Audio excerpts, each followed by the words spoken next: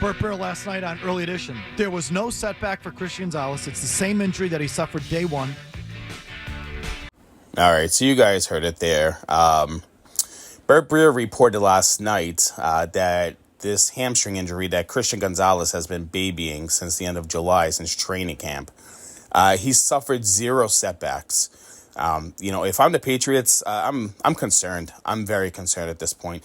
Regardless if, he's doing this, because, you can no longer, redo your contract at the end of the 3rd year. So this is kind of his way of sticking it, to the Patriots and saying, hey, I'm going to hold out a little bit because, my hammy hurts, whatever his excuse is, but I think what the bigger talking point is that nobody is talking about is that you look at players who have held out and then who have came back either like late in the season or didn't participate much through training camp, and then they end up injured.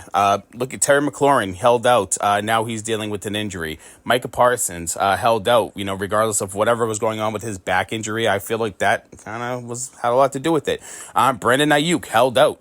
Ended up injured, season ending. So I feel like a lot of these injuries, are just because they're not getting the reps, they're not getting the proper training throughout the summer, before the season starts. And then, you're trying to go from 0 to 100. And, that would be my biggest concern. Even when Christian Gonzalez comes back, he's not going to be, playing 80, 90% of the game. He's going to be on the snap count. And, I feel like the Panthers game is definitely a get-right game for him to come back. So let me know what you guys think. I'm concerned, paying this man, upwards of $30-35 million,